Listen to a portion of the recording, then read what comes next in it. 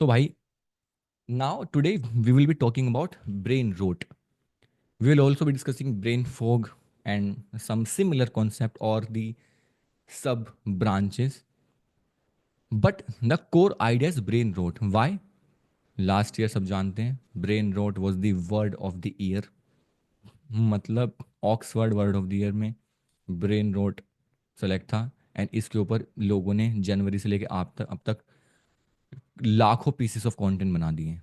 ठीक है, कि ब्रेन रूट क्या होता है, कैसे होता है, क्या होता है, कैसे होता है। जो मैंने तुम्हें पोस्टर शेयर किया था ना, जब मैं तुम्हें पोस्टर शेयर करता हूँ, उस पोस्टर को पढ़ो, मीनिंगलेस होता है। ठीक है, एंड अब हम सेशन में आगे जा रहे हैं। अभी चैट को प्लीज़ आप लोग पॉज कर देना। एंड वही जब मैं बोलूँगा देन वी एक्टिव, उसके बीच में कुछ आता है मन में ख्याल जवाब, नोटबुक में लिखना। ठीक है, ऑलवेज लाइक जब भी सेशन देखो नोटबुक होनी चाहिए साथ में। तो मैंने जो तुम्हें पोस्टर देखा था, आई डोंट नो कितने लोगों ने पोस्टर को ध्यान से पढ़ा। मैंने यहाँ पे आपको 4 स्टडीज के एग्जाम्पल लिखे थे। पहला था sleep description disruption and cognitive decline, जो हार्वर्ड मेडिकल स्कूल की स्टडी थी, जिसने बताया कि हमारा रिडक्शन होता है मेलाटोनिन प्रोडक्शन में बाय 50% अगर हम रात को लेट नाइट तक अपनी स्क्रीन यूज़ करते हैं, जिसकी वजह से मेलाटोनिन हमारा स्लीप हार्मोन है, जिससे हमें अच्छी नींद आती है। जब उसका प्रोडक्शन कम होगा तो स्लीप खराब होगी, स्लीप खराब होगी तो रिकवरी नहीं होगी, मेमोरी एनकोडिंग नहीं होगी, शॉर्ट टर्म से लॉन्ग टर्म में रेस्ट नहीं होगा, एंड वो सारी चीज़ें अगले दिन रिफ्लेक्ट होंगी। ठीक है, क्योंकि मेलाटोनिन ही अगले दिन कन्वर्ट होता है सेरोटोनिन में, एंड सेरोटोनिन ही बताता है आपका दिन कैसा जाएगा। तो आपने अपनी बैंड बजा दी स्क्रीन टाइम की वजह से, तो आपने अपनी 50% स्लीप क्वालिटी वैसे ही खराब कर दी। उसके बाद डोपामिन बर्नआउट की स्टडी थी डॉक्टर एना की, जो साइकाइट्रिस्ट हैं स्टैनफोर्ड में, जिन्होंने बताया constant dopamine hits from social media gaming and instant gratification activities cause long term desensitisation, make real life experience boring and unfulfilling. Research इसका मतलब समझते हो? हजारों लोगों पे टेस्ट होने के बाद ये कंक्लूजन आया है मेरे मित्रों, कि कैसे कांस्टेंट डोपामिन हिट की वजह से हमारा बेसलाइन ऊपर खिसक जाता है, फिर हमें जो आसपास की नॉर्मल दुनिया है ये बोरिंग लगने लगती है। Then we need bigger dopamine hit. इसको तुम इस तरह समझ लो, पहले इंसान को नॉर्मल लाइफ में मजा आ रहा था, फिर उसको एक सिगरेट लगी हाथ में तो सिगरेट पी के मजा आया। उसके बाद जब उसने एक हफ्ते एक सिगरेट पी, अब उसे एक सिगरेट में मजा नहीं आ रहा, अब उसे 2 सिगरेट चाहिए। ऐसे ही तुमने अपने डोपामीन को इतना बेस लाइन ऊपर ले गया, अब तुम्हें नॉर्मल लाइफ बोरिंग लग रही है। एंड ये साइंटिफिकली प्रूवन फिनोमिना तुम्हारे सामने लिखा है, बट स्टिल। उसके बाद हमने एंजाइटी और डिप्रेशन की एक स्टडी शेयर की थी, जो 2022 की स्टडी थी। Found that excessive social media use in adolescent increase the risk of depression by 27% and anxiety by 20% due to comparison culture and overstimulation। तुम्हारे साथ मैंने कई बार एक वर्ड यूज किया है, सोशल मीडिया इंड्यूस एंजाइटी। ये स्टडीड फिनोमेना है। अपने एंजाइटी के रिस्क को बाय 20% एंड डिप्रेशन के रिस्क को बाय 27% बढ़ा रहे हो just by using social media. अब कहोगे भाई तो एडोलसेंट के ऊपर है, नहीं उन लोगों के लिए नहीं। वहीं से निकल के आए हो तुम भी, वही गुजर रहे हो तुम भी। That social media induce anxiety, may be because of comparison, may be because of over stimulation of content, जिसके बारे में हम डिस्कस करेंगे। उसके बाद हमने शेयर किया था our brain is struggling to focus. ये भी स्टडी मैंने शेयर की थी यहाँ पर। 2021 study in Nature Communication founded heavy media multitaskers have more difficulty filtering out distraction, lower working memory capacity and poor problem solving skill. समझ रहे हो मित्रों? जो तुम्हारे हैवी मीडिया मल्टीटास्कर जो लोग हैं ना, जो कह रहे हैं भैया मेरा तो 12 घंटे स्क्रीन टाइम है, उसके बाद हम कह देंगे मैं लर्निंग करता हूँ, मैं तो यूट्यूब पे वीडियो देखता हूँ, मैं तो पॉडकास्ट देखता हूँ। ठीक है, now you will have more difficulty filtering out distraction, lower working memory capacity. मतलब एक हमारी शॉर्ट टर्म मेमोरी है, जो हमारी लॉन्ग टर्म मेमोरी होती है। शॉर्ट टर्म मेमोरी को ही हम वर्किंग मेमोरी भी कह देते हैं। तो तुम्हारी वर्किंग मेमोरी की कैपेसिटी तुमने खत्म कर दी। क्यों? क्योंकि तुमने उसमें कोई इन्फॉर्मेशन थोड़े समय तक रहने ही नहीं दी, हर सेकंड एक नई इन्फॉर्मेशन। उसके साथ साथ पुअर प्रॉब्लम सॉल्विंग स्किल, तुमने अपनी प्रॉब्लम सॉल्विंग जो एबिलिटी है, जो तुम्हें इंसान बनाती है, जो तुम्हें ह्यूमन बनाती है, जो तुम्हें जानवरों से अलग करती है, सबसे बड़ी क्वालिटी, वो तुमने खो दी। ठीक है, सो अगर तुमने ध्यान से पढ़ा होता तो तुम्हें समझ आता कि इस पोस्टर में ही कितनी बड़ी जिम्मेदारी छुपी है कि तुम्हें क्यों अपनी प्रॉब्लम को सीरियसली लेना है। ठीक है, तो अपने आप को जिम्मेदार बनाओ, उसके बारे में आज डिस्कस करेंगे। तो फर्स्ट डिस्कस कि भैया ब्रेन रोट होता भी क्या है। ठीक है, स्टेप बाय स्टेप चलें कि भैया ब्रेन रोट होता भी क्या है, पहले उस पर तो बात कर लें। चलें।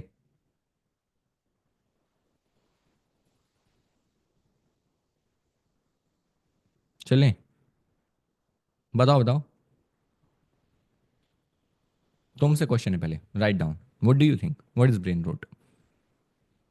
What do you think what is brain rot? बहुत क्यूरियस हो आप लोग, बताओ। What do you think what is brain rot? किसी ने पढ़ा हो, कुछ समझा हो या अंडरस्टैंडिंग हो, it could be anything, but what do you think what is brain rot? Just जो भी तुम्हारी अंडरस्टैंडिंग है। मेंटल डिसऑर्डर नहीं, कोई ऐसा क्लिनिकली डायग्नोज चीज नहीं है brain rot. Thanks for putting out. Attempt, keep making the attempt. ठीक है, ब्रेन सड़ जाना, आई थिंक टेक्निकली तो मीनिंग वही है।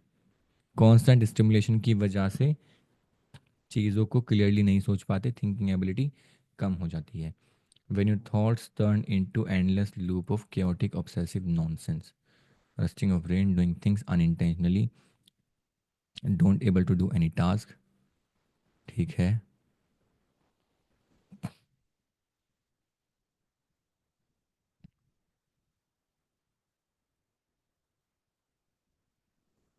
ओके, तो मुझे बताओ कि तुमने कभी अपने आप को एक्सपीरियंस किया कि रात को हमारे इमोशंस कभी कभी बहुत अलग होते हैं और मॉर्निंग में हमारे इमोशंस बहुत अलग होते हैं? यस और नो? तुमने कभी अपने आप को एक्सपीरियंस किया कि तुम अपने गोल्स बनाते हो, कभी कभी तुम्हें मोटिवेशन आती है, तुम अपने गोल्स वगैरह बनाते हो, फिर उन गोल्स पे तुम कभी एक्शन ले ही नहीं रहे हो, उससे फिर तुम्हें अलग एंग्जाइटी हो रही है? कभी कभी तुमने एक्सपीरियंस किया कि यार मेरे सामने सिंपल ऑप्शन है लेकिन मैं डिसाइड नहीं कर पा रहा हूँ, I am unable to make a decision,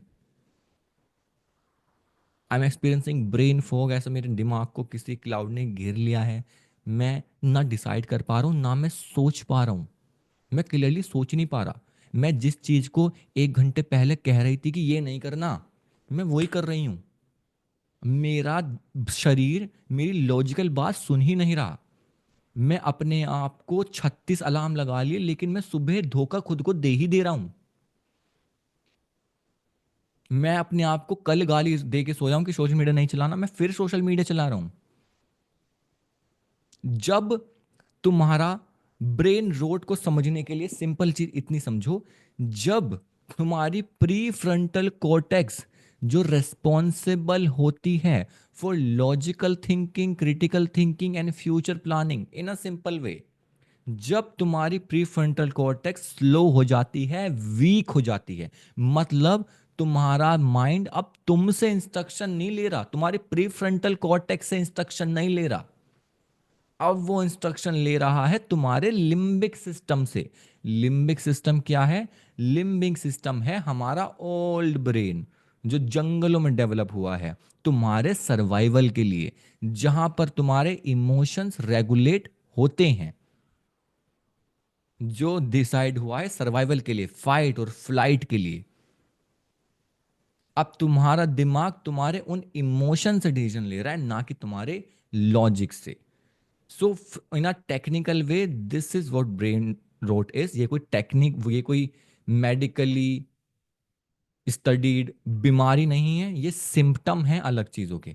and इसके भी कुछ सिम्टम्स है, जैसे फंडामेंटल आइडिया है कि तुम्हारा माइंड और बॉडी सफर करती है due to excessive screen time. Now we are focusing more on screen time, I will tell you how.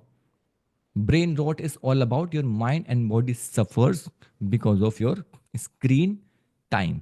ठीक है, उसके साथ साथ तुम इसे पता कैसे लगाते हो, इसके लिए कुछ अलग अलग तरह की चीज़ें हैं।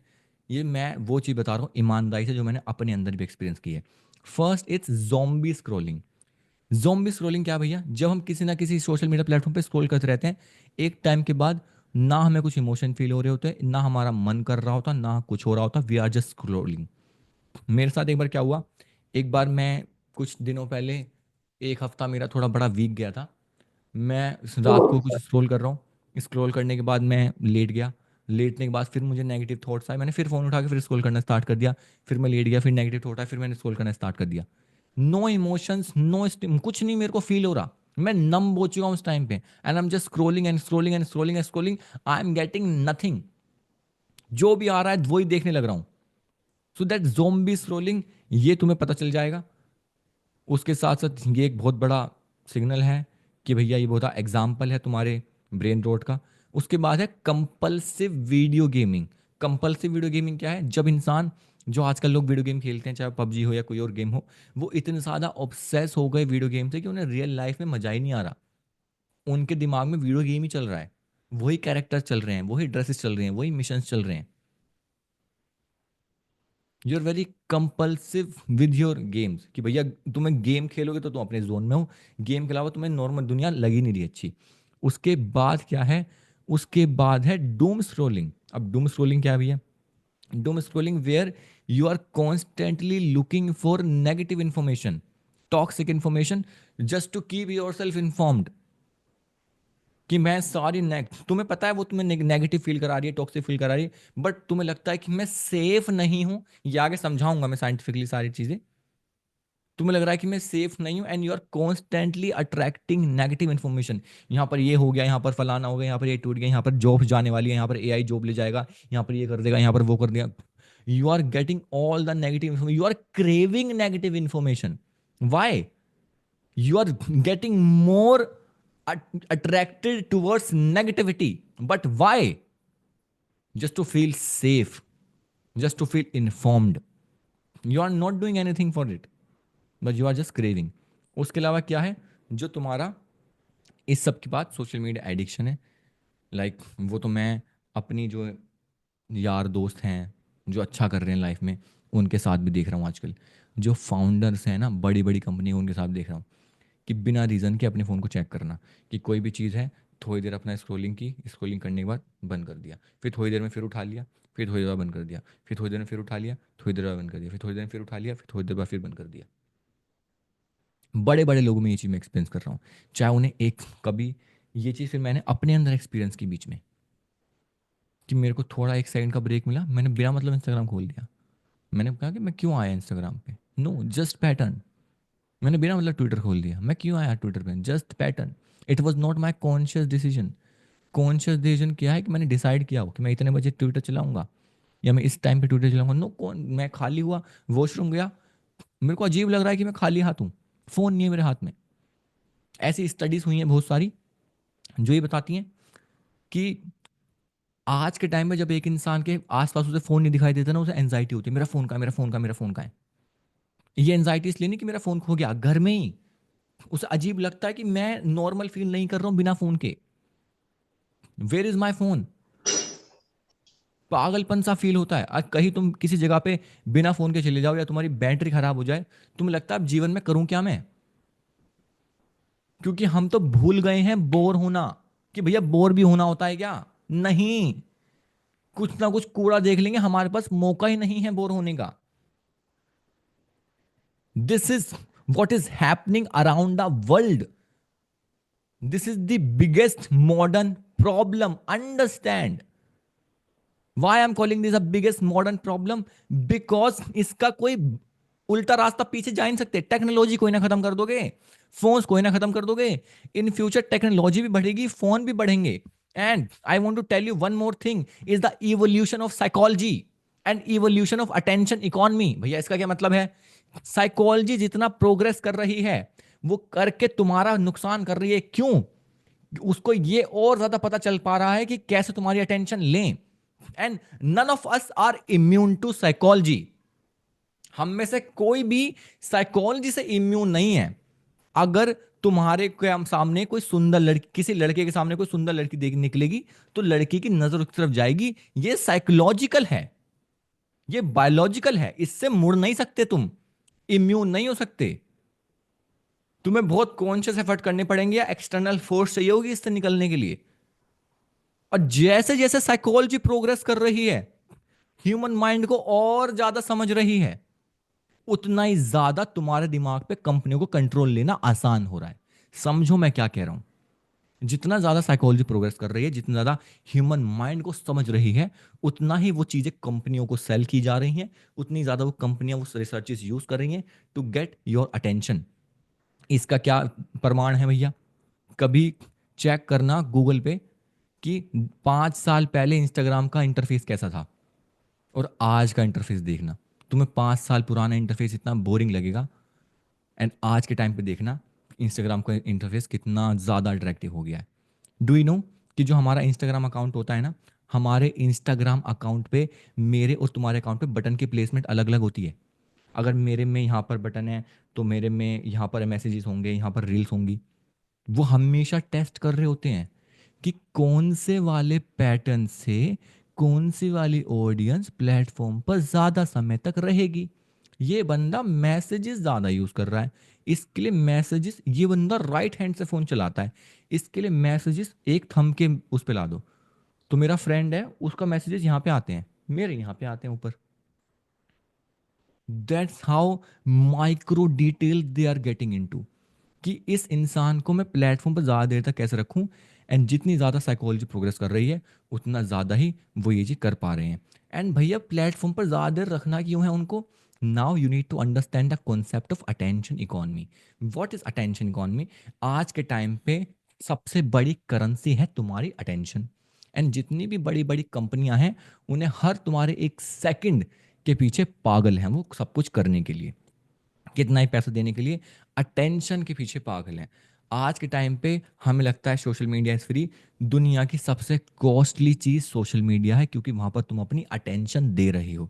एक साइकोलॉजिस्ट ने जिन्होंने स्टडी की थी, उस साइकोलॉजिस्ट में स्टडी करने को बताया कि भैया हमारे को आज के टाइम पे मीडियम डिसाइड करता है कि हम क्या सोचेंगे।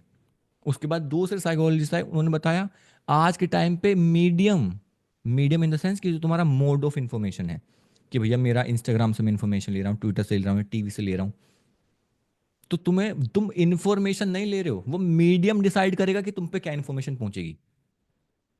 तो उसने बताया कि इंस्टाग्राम या जो तुम्हारे मीडियम है वो सिर्फ ये डिसाइड नहीं कर रहे व्हाट यू थिंक, वो ये भी डिसाइड कर रहे हैं हाउ यू थिंक, कि तुम कैसे सोचोगे।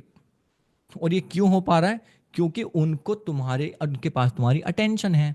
वो तुम्हें जो चाहे वो दिखा सकते हैं, जो चाहे वो फील करा सकते हैं, जो चाहे वो इमोशन इवोक करा सकते हैं, जो चाहे वो सेल कर सकते हैं। ठीक है? So they are not controlling only how we think, but also, sorry, they are not controlling only what we think but also how we think. ठीक है? This is what is happening on the internet. And the rise of algorithm is getting worse. क्यों? आज के time पर तुम्हारी feed पर कोई general content है ही नहीं। तुम्हारे इंटरनेट पर सब कुछ वैसा है जो तुम्हारे लाइफ के उस फेज में तुम्हें बहुत ज्यादा पसंद आ रहा है। एक इंसान का ब्रेकअप हो जाए, अगले दिन से उसकी फीड पर अरिजीत सिंह के गाने आने लगते हैं। इतनी क्रेजी एल्गोरिदम है। तुम सबने फील किया होगा, हम आपस में कुछ बातें कर रहे होते हैं, उसके बाद अगले दिन हमारे पास वही ऐड आ जाता है। सबने फील होगी की होगी ये चीज कि यार मैं कल तो अपनी इस वाली जीन्स के बारे में बात करता, आज इस जीन्स का ऐड आ गया। तुम्हें क्या लगता है सोशल मीडिया तुमसे परमिशन लेता है? नहीं, कोई किसी चीज की परमिशन नहीं लेते। अगर तुमने जब एप्लीकेशन डाउनलोड किया है, तुम जब भी परमिशन दे चुके हो एप्लीकेशन को सारी। उसके अलावा जो तुम्हारे डेटा सेल होते हैं एंड एवरीथिंग, हमारा फोन, अब तुम सोचो, मैं एक एग्जांपल लेता हूँ। मेरे जो फ्रेंड हैं वो बोलते हैं, जैसे मान लो हम इंस्ट्रक्शन देते हैं, जैसे आईफोन में होता है हे सीरी करके, एंड उसमें एक ऑप्शन होता है हे सीरी करते वो एकदम से पॉपअप आ जाता है। तो हमें क्या लगता है कि वो सिर्फ सीरी पे सुन रही है? अगर उसने सीरी को परसीव कर लिया, इसका मतलब वो सब कुछ सुन रहा है माइक, 24 घंटे। जब भी तो मेरे बोलते ही उसने रिसीव कर लिया, मैंने उसका नाम बोला तो उसने रिसीव कर लिया। वो कब हो पा रहा है? जब माइक 24 घंटे एक्टिवेटेड है। So whatever you are saying, whatever we are discussing, every data is being calculated to show you what you want, to feed your confirmation bias.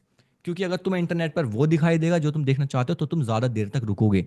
And जितने ज्यादा देर तक तुम रुकोगे, उस चीज को इंसेंटिवाइज करते हैं प्लेटफॉर्म्स। चाहे वो सोशल मीडिया पे इंस्टाग्राम हो, चाहे यूट्यूब या कोई भी प्लेटफॉर्म हो, वहाँ पर उन क्रिएटर्स को इंसेंटिवाइज किया जाता है जो दूसरे बंदे को ज़्यादा देर तक प्लेटफॉर्म पर रोकें। ठीक है? इसी वजह से देख लेना, किसी भी घटिया कंटेंट पे हमेशा व्यूज़ ज़्यादा होते हैं, उसे एल्गोरिदम भी सपोर्ट करती है, उस सबको सपोर्ट करता है। अच्छे कंटेंट पे व्यूज़ कम होते हैं। इंटरनेट पर हार्वर्ड की क्लासेस की रिकॉर्डिंग पड़ी है as it is, uncut. Robert Sapolsky पढ़ा रहे हैं, जॉर्डन पीटरसन पढ़ा रहे हैं। इंसान सपने देखता है ना, मुझे हार्वर्ड में पढ़ना है, पढ़ना हार्वर्ड से, वहीं जाके पढ़ना है क्या, पढ़, बट उन चीज़ों पे तुम्हें व्यूज़ नहीं मिलेंगे। हार्वर्ड के कम्युनिकेशन कोर्सेज पढ़े हैं, पता है कितने व्यूज़ हैं उन पे, 1900, 2100। आज इंस्टाग्राम पे एक लड़की अपना गेट रेडी विद मी बना देना, इतनी देर में पलक झपकेगी ना, 10,000 व्यूज़ आ जाएंगे। हमें चीज़ें समझ नहीं आती। तुमने देखा इंटरनेट पे गेट रेडी विद मी वाली रील्स होती हैं, GRWM। Do you know that's a industry now, आज के टाइम पे वो इंडस्ट्री बन गई है। वो ट्रेंड इतना ज़्यादा फेमस हो गया कि वो स्टैब्लिश हो गया। अब इंस्टाग्राम पे क्या शो, अब बात करते हैं इंस्टाग्राम की थोड़ी देर के लिए। इंस्टाग्राम पे क्या प्रमोट किया जाता है, मीम, फन, एंड इसके भी ऊपर nudity. Instagram is capitalising on nudity, Instagram is capitalising on women, naked women. And you know what is the toxic thing? Instagram made women feel that it's their right to showcase their body to everybody. It is their right to walk naked on streets. तो control सिर्फ बातों में नहीं है, control मन पे करना चाहते हैं वो, कि एक लड़की अपने इंस्टाग्राम पर, जो लड़के हैं या जो दुनिया है, वो भैया न्यूडिटी देखना चाहती है। तो हम लड़कियों को कैसे एनकरेज करें न्यूडिटी दिखाने के लिए? रूल नंबर 1, ज़्यादा से ज़्यादा न्यूड कंटेंट को वायरल करो, ताकि लड़की के मन में पहले से अर्ज आए कि मुझे कुछ ऐसा करना पड़ेगा ज़्यादा व्यूज़ लाने के लिए। रूल नंबर 2, ऐसी मूवमेंट वायरल करो जहाँ पे ये बातें हों कि तुम्हें ये पहनने की ज़रूरत नहीं है, तुम्हें ये करने की ज़रूरत नहीं है, तुम्हें फलाना करने की ज़रूरत नहीं है, ताकि उनके मन में आए कि मुझे दबाया जा रहा है ठीक कपड़े पहन के। अगर मैं आज़ाद जब ही हूँ जब मैं वैसे कपड़े पहनती हूँ, या मैं अपने आप को बॉडी शोकेस करती हूँ। पहले उनकी अर्जिस डेवलप करो, फिर उनके माइंड पे कंट्रोल करो, क्योंकि this is what social media incentivise, these are the drugs. क्योंकि वो अटेंशन इतना गंदा ड्रग है ना, उसके पीछे इंसान कुछ भी करने को तैयार हो जाता है। सो उनका इंसेंटिव ही है तुम्हारी अटेंशन ज्यादा लेने में, तो वो कुछ भी करने को रेडी है तुम्हारी अटेंशन लेने के लिए, कुछ भी। यही है अटेंशन इकोनॉमी, यही अटेंशन इकोनॉमी। जितने भी इंटरनेट पर प्लेटफॉर्म है, they are getting incentivised, they are incentivising creators for bringing more attention to their platform. तो वो इंसान तुम्हें इंस्टाग्राम या किसी प्लेटफॉर्म का काम ही है तुम्हें वहाँ पे ज़्यादा देर तक रोकना, ठीक है। अब तुम्हें उसे किसी भी तरह से रोकना पड़े, एंड उसी वजह से तुम वहाँ पर हुक्ड हो, because of the progress of psychology and the attention economy. उसके बाद जो सोशल मीडिया है, जो इंटरनेट है, वो ये भी कंट्रोल करता है तुम क्या पसंद करते हो, क्यों पसंद करते हो, क्या खरीदते हो, क्या लाइक करते हो, क्या तुम्हारे एस्पिरेशंस हैं, क्या तुम्हारे ड्रीम्स हैं, क्या तुम्हारे सपने हैं, क्या तुम्हारा विजन है, क्या तुम्हारी अर्जिस हैं, एवरीथिंग। वो तुम्हारा कुछ भी नहीं है आज के टाइम पे, everything is planted in your head, each and everything. And अब आप कहोगे भैया जब ये चीज़ इतनी क्लियर है तो लोग इसके बारे में इंटरनेट पे ज़्यादा बातें क्यों नहीं करते? लोग इंटरनेट पे इसके बारे में ज़्यादा बात नहीं करते, इसके दो रीज़न है। पहला, तो ये उनकी अगेंस्ट जा रही है बात, कि मैं बात कर रहा हूँ इंस्टाग्राम मत चलाओ, मैं ये बात इंस्टाग्राम पे कर रहा हूँ, अबे साला ये कल इंस्टाग्राम चलाएगा तो मुझे फॉलो कैसे करेगा? मुझे ऐड में ये भी तो बोलना है फॉलो मी। समझो क्यों ज़्यादा बातें नहीं हो रही हैं, क्यों हर कोई इंसान बात नहीं कर रहा, गिने चुने लोग ही बात कर पाते हैं। पहला है कि भैया अब वही वाली बात है, घोड़ा घास खाए, घोड़ा घास से दोस्ती करेगा तो खाएगा क्या, जो पहले थी। दूसरी कहावत, जब भी इस टाइप का कंटेंट डालता है तो उसे एल्गोरिदम पुश नहीं करती, क्योंकि इस वाले कंटेंट के बाद तुम प्लेटफॉर्म छोड़ के जाना चाहते हो। एल्गोरिदम उस कंटेंट को पुश करती है जिस कंटेंट को देखने के बाद तुम और ज़्यादा देर प्लेटफॉर्म पर रुको। इसलिए तुमने देखा होगा हर यूट्यूबर अपनी वीडियो में बोलता है इसके बाद ये वाली वीडियो देखना, आई बटन वाली, इसके बाद इस वीडियो पे क्लिक करो। देखा है तुमने यूट्यूबर्स को ये बोलते हुए? क्योंकि एल्गोरिदम रिवॉर्ड करती है कि अगर इस कंटेंट को देखने के बाद बंदा प्लेटफॉर्म में ज़्यादा देर तक रुका, मतलब इसका कंटेंट पुश करो। इस कंटेंट को देखने के बाद तुरंत इंसान चला गया, इसे पुश मत करो।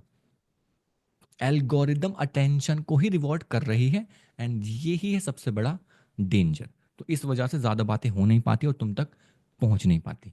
हम ये बातें कर रहे हैं, हम क्लोज एनवायरनमेंट में हैं, बट लेट्स सी, मैंने बहुत सारे ऐसे लोग हैं मेरे जो डायरेक्टली तो जानकार नहीं है, बट जो सच में फील करते हैं ना इन चीज़ों के बारे में, उन्होंने इंस्टाग्राम छोड़ दिया। उन्होंने बोला कि लोगों को ऐसा फील होता है कि Instagram is helping them, Instagram is not helping them. Instagram एक लर्निंग का प्लेटफॉर्म है ही नहीं, इंस्टाग्राम एक एंटरटेनमेंट का प्लेटफॉर्म है। Even YouTube is not a learning platform, YouTube is also an entertainment platform. YouTube पे तुम्हें चाहिए ऐसी वीडियो जिसमें यहाँ से उड़ के कुछ आ रहा हो, यहाँ से बैकग्राउंड चेंज हो रहा हो, यहाँ से कुछ हो रहा हो, यहाँ से कुछ हो रहा हो, क्योंकि हम ओवर स्टिमुलेशन के जोन में रहते हैं। हम ऐसी कोई बोरिंग क्लास देख ही नहीं सकते, चाहे उसे हार्वर्ड का कोई टीचर पढ़ा रहा हो, हम देख ही नहीं सकते। तो बहुत सारे बड़े बड़े लोगों ने छोड़ दिया इंस्टाग्राम कि भाई मेरे को तो इससे टॉक्सिक चीज लग नहीं रही है। दूसरी चीज जो नेक्स्ट, वो है द राइज ऑफ कैपिटलिज्म। अब जो ये क्रोनी कैपिटलिज्म है, वो फिक्र नहीं करता ह्यूमन डेवलपमेंट की। Capitalism is all about how we can make more money out of anything. तुम्हें लगता है ये कंपनियां इतने बढ़िया बढ़िया स्लोगन देती हैं, ये कितना हमारे बारे में सोचती हैं, ये इतना बढ़िया बात है, ये क्रिएटर्स इतनी बड़ी बड़ी बातें करते हैं, कितनी अच्छी बातें करते हैं। कोई प्लेटफॉर्म कोई तुम्हारे बारे में नहीं सोचता।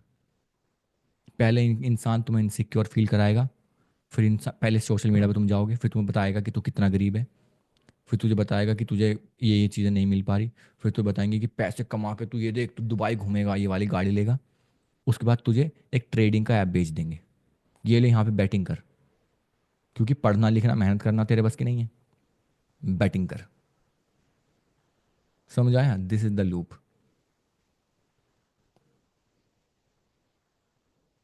दैट्स हाउ तुम्हारे अंदर इनसिक्योरिटी फीड की जाती है, और इनसिक्योरिटी फीड करने के बाद तुम्हें उससे रेजोनेट कुछ बेच दिया जाता है। अब इंस्टाग्राम पे क्या था ना, कि भैया इंस्टाग्राम पे इंटरनेट का एक्सेस पहुंच गया गांव में अलग अलग जगह पर। तो लोगों ने सोचा साला इंस्टाग्राम तो लोगों तक पहुंच रहा है, लेकिन इंस्टाग्राम के लोगों तक पहुंचने का फायदा क्या है, उन लोगों की जेब में तो पैसा ही नहीं है कि नहीं चीज। इंस्टाग्राम पे अगर ज्यादा लोग आ गए और एडवर्टाइजर उन्हें कुछ बेच ही नहीं पा रहे, तो कोई फायदा नहीं है। Make sense? Make sense? उन्होंने क्या किया, ऐसी क्या चीज है जो गरीब भी खरीद ले? Hope, quick money scheme, lottery. And आज के टाइम पर चाहे आईपीएल हो, चाहे कोई बड़ी से बड़ा सेलिब्रिटी हो, सब लोग बैटिंग एप्स के प्रमोशन कर रहे हैं। ये एमपीएल, ये ड्रीम इलेवन, ये फलाना वन एक्स बैट, ये वाला बैट, ये प्रोबो, ये दिस, ये दैट। जूपी लूडो खेल लो, 1 रुपए में 1 करोड़, फलाना। क्यों? एक गरीब आदमी अपनी उस होप और पैसे के लिए, उस इनसिक्योरिटी के लिए लोन लेके भी पैसे लगाने को तैयार है। तो उन्होंने उस गरीब आदमी को भी इंसेंटिवाइज करना सीख लिया। अभी मैं एक कंटेंट क्रिएटर्स के इवेंट में गया था, जो क्रिकेट हुआ था, ईसीएल दिल्ली में हुआ था, पहले भी हुआ था, दूसरा सीजन था। अंधा पैसा लगा रखा था उस इवेंट में। उनके 10 में से 9 स्पॉन्सर बैटिंग ऐप थे। 10 में से 9 स्पॉन्सर उनके बैटिंग ऐप थे। और पता है वहाँ कैसे कैसे क्रिएटर्स खेल रहे थे, जिन क्रिएटर्स के 1 1 2 2 3 3 करोड़ फॉलोअर्स हैं। 3 करोड़ फॉलोअर का मतलब समझते हो? 30 मिलियन। सब लोग इतने बड़े बड़े क्रिएटर्स थे, एंड 10 में से 9 एप्लीकेशन बैटिंग ऐप्स हैं। साला हमें शर्म नहीं आती? हम किसी इंसान के फैन बन रहे हैं, उनकी चीज़ें कर रहे हैं, वो इंसान अपना कंटेंट बना रहा है, वो इंसान मज़े ले रहा है, वो इंसान सक्सेसफुल हो रहा है, हम उसे बेच के ताली बजा रहे हैं, वो इंसान हमें कूड़ा बेच रहा है, हम खा ले रहे हैं। हमें शर्म नहीं आती सेलिब्रिटी कल्चर में? ऐसे लोगों को तो चांटे पड़ने चाहिए सड़क पे, ऐसे लोगों को तुम्हें कॉल आउट करना चाहिए ट्विटर पे, ऐसे प्लेटफॉर्म सर। जब कुछ लोग बिग बॉस में पहुंच जाते हैं, रोडीज के जज बन जाते हैं, वैसे बोला जाता है रोडीज तो भैया यूथ को शो है। ऐसे लोगों से करवाओगे तुम यूथ को इंस्पायर? बिकॉज कैपिटलिज्म तुम्हारी मेरी किक फिकर नहीं करता। कैपिटलिज्म तुम्हारी मेरी इमोशंस की, ह्यूमन डेवलपमेंट की फिक्र नहीं करता। तो छोड़ दो अगर तुम्हें लग रहा है इंटरनेट पे कोई तुम्हारे बारे में सोच रहा है। सब चीज़ केवल पैसा कमाने के लिए की जा रही है, ईच एंड एवरीथिंग। जो भी कुछ इंटरनेट पे तुम्हें फील कराया जा रहा है, जो भी फीड किया जा रहा है, जब कुछ तुम्हें पैसा कमाने के लिए किया जा रहा है कि किस तरह से इससे पैसा निकाला जाए। मुझे बहुत लोगों ने बोला कि मनीष, तू यार ये जो प्रोग्राम बना रहा है, तुझे 1 साल से ज़्यादा हो गया ऐसी चीज़ करते हुए, तेरे पास इतनी सारी स्किल्स हैं, मार्केटिंग ये सब, तू उन्हें सिखाना जहाँ पे तू लोगों को ये बता पाए कि वो पैसा कमा सकते हैं, ये कर सकते हैं। मुझे कितने लोगों ने बोला, तुम विश्वास नहीं कर सकते। उन्होंने बोला तू सेल्स पे तेरा इतना एक्सपीरियंस है, तू सेल्स के लिए कुछ बना, सेल्स से लोग पैसे कमा सकते हैं। क्योंकि इंटरनेट पे वो चीज़ बेचना आसान है जिसको तुम पैसे से अटैच कर दो, ठीक है, जिसको तुम डायरेक्टली पैसे अटैच कर दो। इसलिए तुमने देखा होगा ट्रेडिंग वाले में सबसे ज़्यादा स्कैम्स होते हैं, क्योंकि ट्रेडिंग से पता चलता है अरे 1 महीने में 1 करोड़, तो इंसान लोन लेके ही पैसे दे देता है। ठीक है, समझो हम क्या कहना चाह रहे हैं। बट मैंने ये चीज़ एक पैशन और एक पर्पस के साथ स्टार्ट की थी, पैसा कमाने के लिए नहीं। तो चाहे मुझे यहाँ से लाखों करोड़ रुपए आए या ना आए, काम तो मैं यही करूँगा, टू मेक यू अवेयर। सो मेरा काम है दो चीज़ें करना। सबसे पहला तो ये, इन दोनों चीज़ों का कोर एक ही है। सबसे पहले तो ये कि मैं तुम्हें साइकोलॉजी के वो प्रिंसिपल्स बताऊं जो दूसरी कंपनीज यूज़ करती हैं तुम्हें मैनिपुलेट करने में, ताकि तुम मैनिपुलेट ना हो पाओ अपनी लाइफ में। ठीक है, ताकि तुम्हारा इंसान कोई फ़ायदा ना उठा पाए। मैं तुम्हें अवेयर कर पाऊँ इस सोसाइटी के बारे में, मैं तुम्हें अवेयर कर पाऊँ सोचने के लिए, मैं तुम्हें जगाने की कोशिश कर पाऊँ, अवेयर करने की कोशिश कर पाऊँ। और मेरा दूसरा काम है कैसे उस ही साइकोलॉजी प्रिंसिपल की हेल्प से तुम अपनी लाइफ बेटर कर सकते हो, तुम अपनी लाइफ का कंट्रोल ले सकते हो, तुम अपनी लाइफ इंटेंशनली जीना स्टार्ट कर सकते हो। तो मैं तो जीवन भर यही काम करूँगा फॉर लाइफ। पैसा आए ना आए, किसी और तरीके से आए, मेरे पे 1,000 तरीके से मैं पैसे कमा लूँ, मुझे पता है मेरी कैपेबिलिटीज़ क्या है। मैं किसी इंसान से, अगर मैं अपना कहीं कम काम ऑफर करता हूँ, आई can make money, I know that about me, I am confident about it. समझ आ रहा है? तो दिस इज द आइडिया, मैं जीवन भर यही काम करूँगा, यही करता आया हूँ। आज 67 सेशन है, एक भी सेशन आज तक मिस नहीं हुआ। उल्टा कुछ एक्स्ट्रा सेशन हुए हैं, चाहे गेस्ट सेशन ले लो या वर्कशॉप ले लो। जो ज्वाइन करेगा ठीक है, आज इस सेशन में एक 98 लोग हैं, कल को 8 लोग होंगे तो भी यही होगा, 8,000 लोग होंगे तो भी यही होगा। ठीक है, fundamental will be the same. तो अब आगे चलते हैं। ये तुम समझ गए कि भैया ये प्रॉब्लम, अभी तुम क्या समझे कि प्रॉब्लम क्या है, मेंटल फटीग दिस दैट। उसके बाद तुम समझे कि प्रॉब्लम क्यों है। ठीक है, उसके बाद समझे कि क्यों ये प्रॉब्लम आगे जाके उल्टा बढ़ेगी, कम नहीं होगी। Because of attention economy, progress of psychology, capitalism. समझे यहाँ तक? Give me a quick spot on, अगर यहाँ तक समझे तो then will go ahead.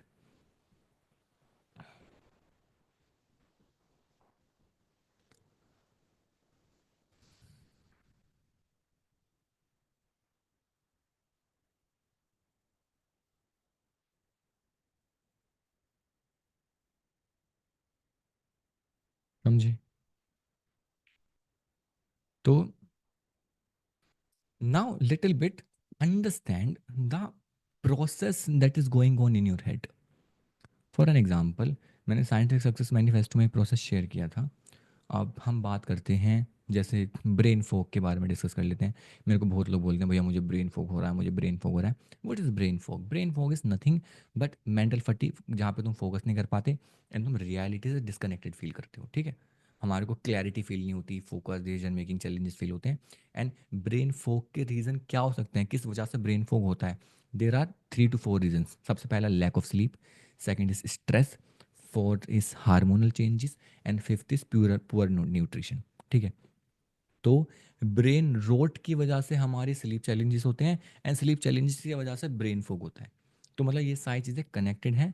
The idea is कि हमारे पास दो सबसे मेजर चैलेंज है। जो हमारा स्क्रीन टाइम है, उस स्क्रीन टाइम की वजह से हमारा स्ट्रेस इंक्रीज हो रहा है, स्लीप खराब हो रही है, हार्मोनल चेंजेस हो रहे हैं, एंड हम न्यूट्रिशन का अपना ख्याल नहीं रख पा रहे, जिसकी वजह से हमारे को ब्रेन फोग भी हो रहा है। हम फोकस नहीं कर पा रहे, रियलिटी से डिस्कनेक्टेड फील करते हैं, कोई क्लैरिटी नहीं है, फोकस नहीं है, डिसीजन मेकिंग की पावर नहीं है। फंडामेंटल आइडिया ये है, तुम्हारी प्री फ्रंटल कॉर्टेक्स एक्टिव नहीं है एंड तुम अपनी लॉजिकल थिंकिंग, क्रिटिकल थिंकिंग को अलविदा बोल चुके हो and you are not able to think logically critically. Why? Due to stress. अब स्ट्रेस क्या है भैया, ये समझो। हमारी बॉडी में कुछ केमिकल्स होते हैं, डोपामिन, सेरोटोनिन, ऑक्सीटोसिन, एंडोर्फिन्स। ठीक है, और उसके अलावा कुछ दो केमिकल्स होते हैं, कोर्टिसोल एंड एड्रेनलिन। समझने वाली बात क्या है, हमारी लाइफ में सारे केमिकल ज़रूरी हैं, क्योंकि जब हम हंटर गैदरर्स थे, जब हम जंगलों में रहते थे, उस टाइम पर मान लो हमारे पास सबसे बड़े जो प्रिंसिपल थे वो था सर्वाइवल, जिंदा रहना है, सर्वाइवल ऑफ द फिटेस्ट। तो हमारे दिमाग ने जब उस टाइम पर ये केमिकल्स डेवलप किए, कैसे, कि भैया मेरे को कोई शिकार दिखा जिसको मैं खा सकता हूँ, या मेरे को पेड़ पे कोई फल टंगा हुआ दिखा जिसको मैं खा सकता हूँ। Food is very important. And वो मेरे को पेड़ पे एक फल दिखा, लेकिन वो फल जो है ना ऊपर है, मुझे पेड़ पे चढ़ना पड़ेगा। तो जैसे ही मेरे दिमाग ने फल देखा, मेरे दिमाग ने डोपामिन रिलीज किया, एंड डोपामिन रिवॉर्ड की एंटिसिपेशन में रिलीज होता है, मतलब वो मुझे मोटिवेट करता है रिवॉर्ड को हासिल करने के लिए। तो डोपामिन ने मुझे मोटिवेट किया, उस मोटिवेशन में पेड़ पे चढ़ गया, पेड़ पे चढ़ के मैंने सेब खा लिया। डोपामिन ही नहीं होता तो ना एंटिसिपेशन होती, ना मोटिवेशन होती, ना मैं फल खाता, ना फल खाता, ना मैं जिंदा रह पाता। तो ऐसे हम ट्रेन हुए हैं, ऐसे हम वार हुए हैं जंगलों में, इस वजह से हमारे दिमाग में केमिकल डेवलप हुए हैं। लेकिन इसके साथ साथ हमारे कुछ ऐसे केमिकल्स भी डेवलप हुए लाइक कॉर्टिसोल एंड एड्रेनलिन। क्यों? क्योंकि जंगलों में सरवाइव करना बहुत मुश्किल था। कभी आके आपको पता चला आप रात को सो रहे हो, कोई शेर आके आपको खा गया, उसे तो खाना चाहिए, शेर को कोई मतलब है? या आपने अपनी नोटबुक में टू डू लिस्ट लिख रखी है, उसको तो खाना खाना है, वो अपने सर्वाइवल का ध्यान देगा, खत्म, आ गया बात। तो उस टाइम पे हमारे केमिकल रिलीज हुए, केमिकल डेवलप हुए कॉर्टिसोल एंड एड्रेनलिन। अब कॉर्टिसोल एड्रेनलिन क्या है? कॉर्टिसोल आपका वेकफुलनेस हार्मोन है, अलर्टनेस हार्मोन है, वो आपको अलर्ट करता है कि अब मैं अलर्ट हो चुका हूँ।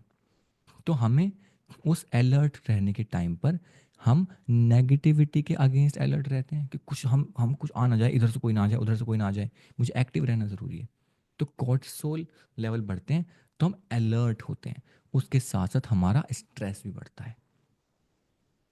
तो स्ट्रेस इसलिए, कोर्टिसोल हमारे लिए है तो ज़रूरी सर्वाइवल के लिए, बट कोर्टिसोल हमारे स्ट्रेस हार्मोन की साइड में आते हैं। डोपामिन से स्ट्रेस नहीं बढ़ता, ऑक्सीटोसिन से स्ट्रेस नहीं बढ़ता, सेरोटोनिन से स्ट्रेस नहीं बढ़ता, एंडोर्फिन से स्ट्रेस नहीं बढ़ता, बट कोर्टिसोल से स्ट्रेस बढ़ता है।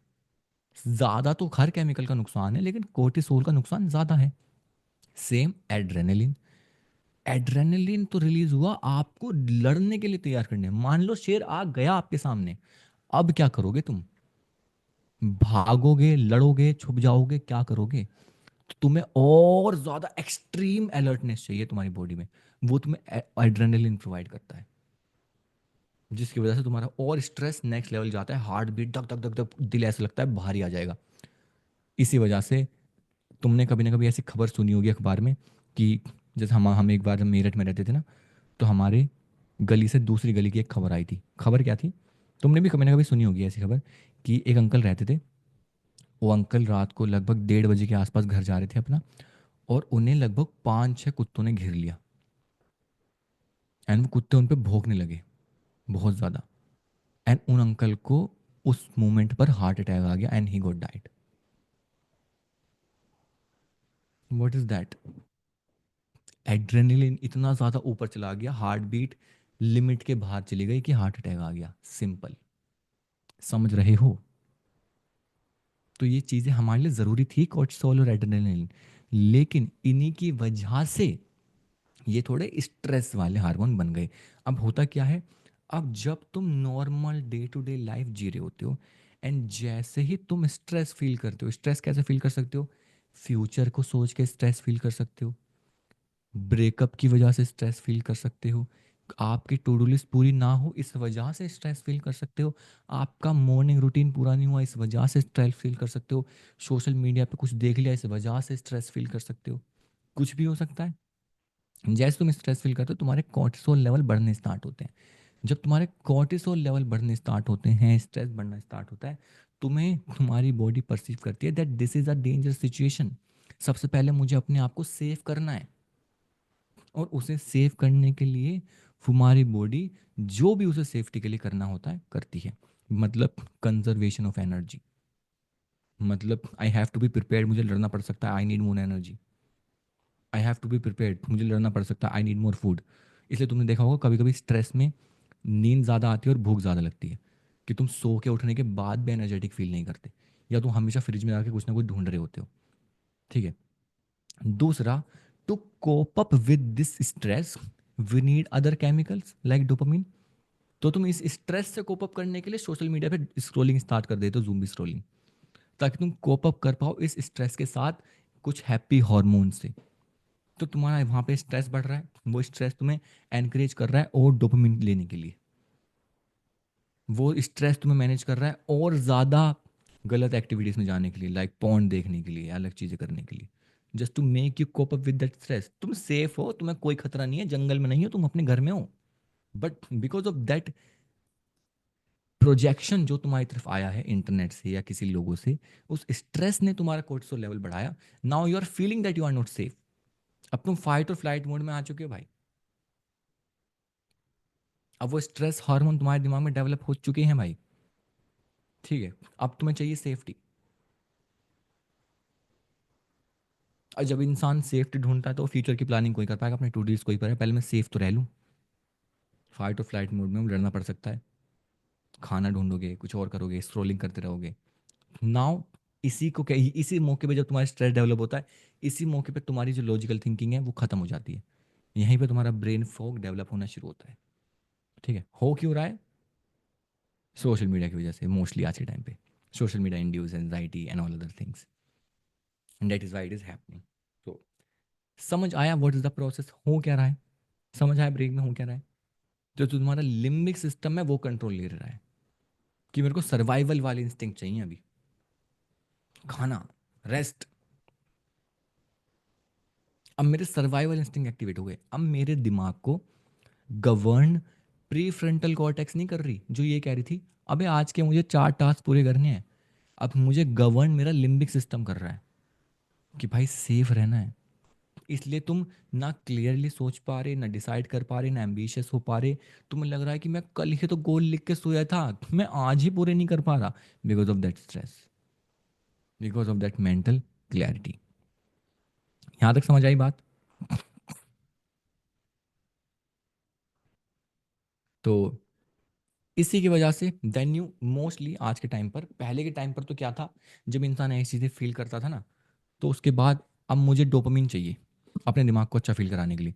तो इंसान करता था ना, स्ट्रेस बस्ट करने के लिए, कुछ करने के लिए, वो बाहर खेलने चला जाता था, दोस्तों से मिलने चला जाता था, बैडमिंटन क्रिकेट कुछ खेलने, फुटबॉल खेलने चले जाते थे कि भाई बात करते हैं, चल दोस्तों से बात करते हैं। आज डिवाइस है हम पे एक, इसको यूज़ कर लेते हैं। अब यहाँ से प्रॉब्लम समझो, तुम सबने मेरे साथ डोपामिन पढ़ा है, इतना समझो कि डोपामिन एक एंटिसिपेशन में रिलीज होता है।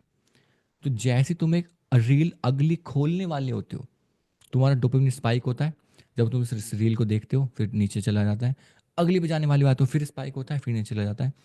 तो तुम अपने डोपामिन को स्पाइक एंड क्रैश कर रहे हो विद इन सेकेंड्स। ये है तुम्हारे डोपामिन का नेगेटिव लूप, जो नेवर एंडिंग लूप है। इवेंचुअली तुम नम हो जाते हो और सॉरी वो स्क्रोलिंग, ज़ोंबी स्क्रोलिंग करने लग जाते हो, क्योंकि तुमने हर मोमेंट उसको स्पाइक एंड क्रैश किया। उससे तुम्हारे पास वापस जाने का कोई रास्ता है ही नहीं। एंड मेरे को बुरा लगता है कहते हुए, मैंने अपने बहुत आस पास के रिलेटिव वही करते देखा है कि इंसान सोशल मीडिया चला रहा है, हंस रहा है और बे भाई देख ये क्या हो गया अरे भाई ये देख इसमें क्या हो गया। मैं कह रहा हूँ कि भाई क्या हो रहा है ये? एक स्क्रीन इस इंसान को हर मोमेंट कंट्रोल कर रही है, अभी हंसा दे रही है, अभी रुला दे रही है, अभी परेशान कर दे रही है।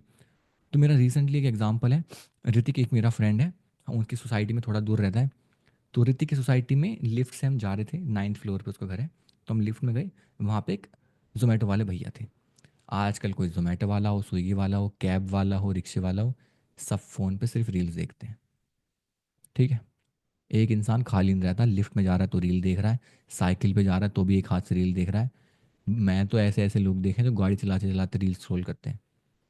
ठीक है, तो क्या हुआ, मैं उनके बराबर में खड़ा हुआ ऐसे, मुझे ऐसी जगहों पर ना हाथ में फ़ोन रखना नहीं पसंद, मुझे ऑब्जर्व करना पसंद है, क्योंकि बड़ा कंफर्टेबल लगता है। अरे हाथ में फ़ोन तो रहना चाहिए, नहीं, आई एम कॉन्शियस, तो मुझे रखना नहीं पसंद। तो मैं भैया के फ़ोन की रील देखने लगा कि भैया क्या देख रहे हैं।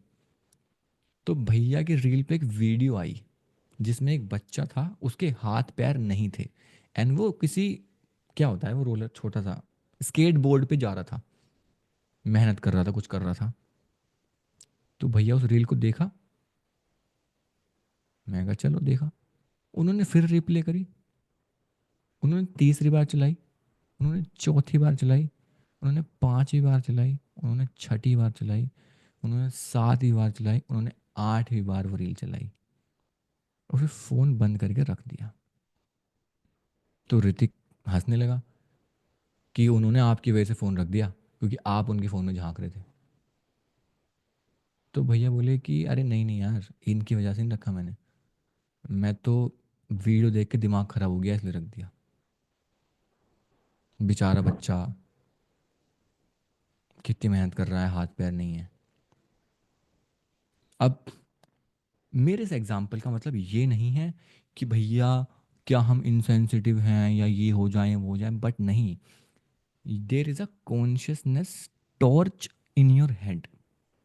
थिंक लाइक, मुझे किसी ने बचपन में ये बात बोली थी एंड मैं आज तक नहीं बोला उस बात को। ये हमारी कॉन्शियसनेस की टॉर्च है, ठीक है। ये हमारी सेंसेस के थ्रू काम करती है।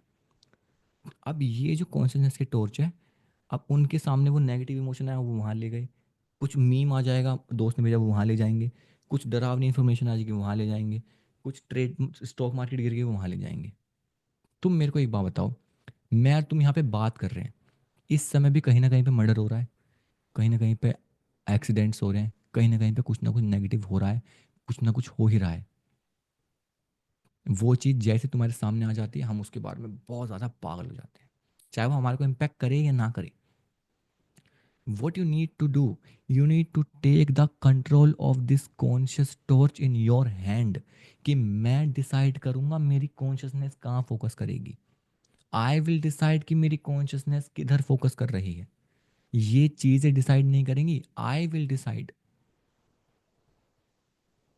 आई विल डिसाइड कि मुझे कहाँ फोकस करना है, आई विल डिसाइड कि मुझे इमोशनल होना है कि नहीं होना है, क्योंकि ये चीजें हो ही रही हैं। अगर मैं किसी भिखारी को भीख मांगते देखूं जिसके हाथ पैर नहीं है, मुझे अजीब लगेगा, तो I will not look at that. इसका मतलब ये नहीं कि मैं इनसेंसिटिव हो गया, उसका मतलब ये है कि मैं कॉन्शियस हो गया हूं, क्योंकि दुनिया में ऐसे एग्जाम्पल ऑलरेडी बहुत सारे हैं। Take that conscious torch in your hand. अब आज के टाइम पे मैं ये कहता हूं हर इंसान को किस ना किस चीज, जैसे मैं एजुकेशन पे बात करता हूं, ठीक है, इन फ्यूचर अगर मेरे पास चीज़ें अपॉर्चुनिटी हो पाती हैं, मुझे एजुकेशन के लिए बहुत सारी चीज़ें करनी है। क्लाइमेट के लिए भी मुझे बुरा लगता है, मैं उसके लिए बातें करता हूँ, लेकिन शायद मैं क्लाइमेट के लिए इतना ज़्यादा पैशनेट अभी के लिए नहीं हो सकता है इन फ्यूचर हो जाऊँ। आज एजुकेशन पे काम कर रहा हूँ। उसके अलावा वुमेन एम्पावरमेंट, वो उनको करने, किसी और को करने दो, वो करेंगे। मेंस राइट, वुमेन्स राइट, किसी और को जिम्मेदारी दो, कोई और करेंगे। तुम्हारी ही सारी जिम्मेदारी नहीं है, चुननी भी है तो एक आधी चुन लो। अब जैसे एक ट्विटर पे एक वुमेन है, दीपिका नारायण भारद्वाज, वो मेंस राइट एक्टिविस्ट है, ठीक है। उनका वो मेंस राइट एक्टिविस्ट है, वो मेंस के राइट के लड़ती हैं।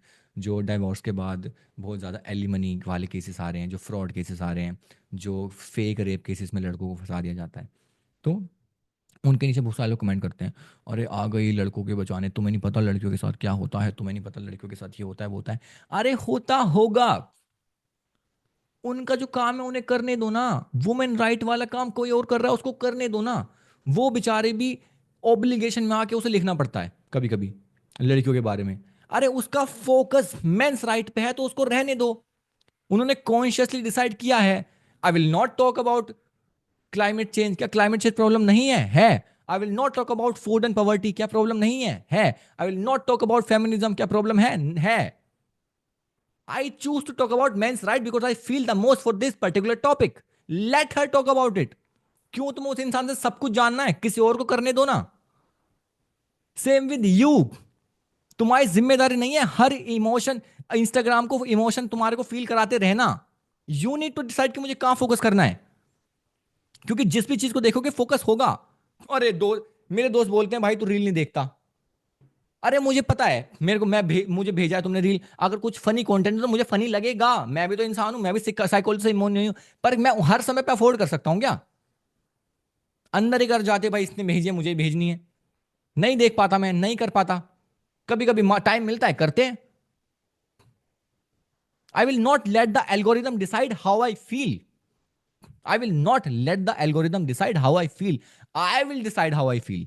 आई विल डिसाइड कि मुझे कहां फोकस करना है, कहां पे टॉर्च डालनी है. असली टॉर्च की तरह समझो, अगर तुमने अपने हाथ में टॉर्च ली है तो जिस हिस्से पे डालोगे वही हिस्सा दिखता है ना.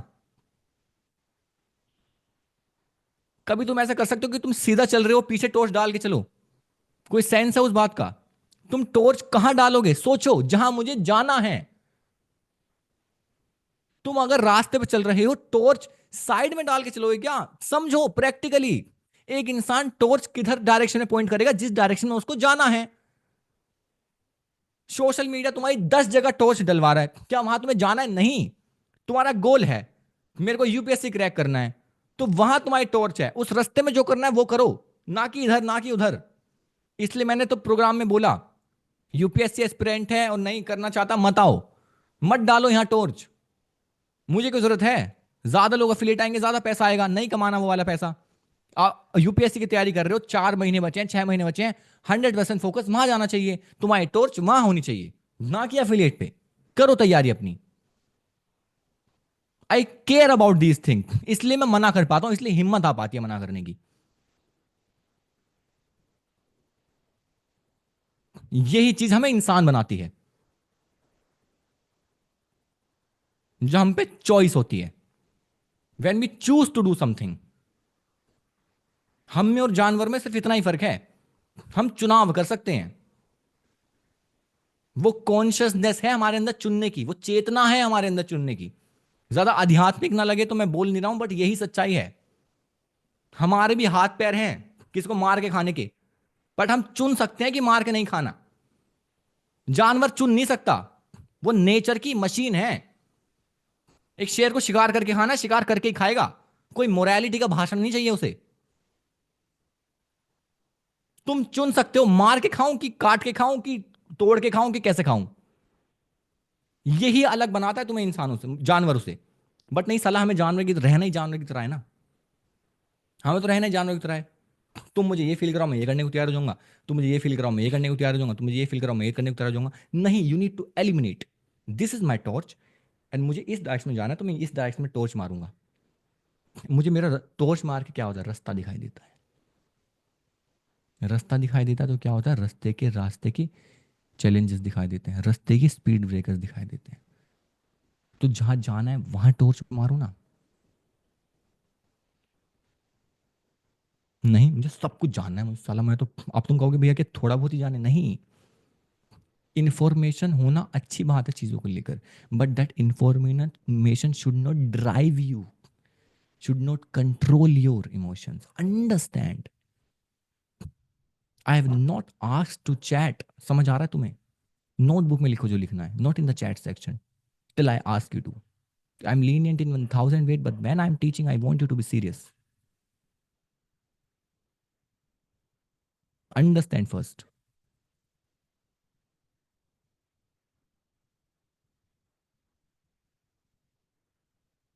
Hmm. That's the idea.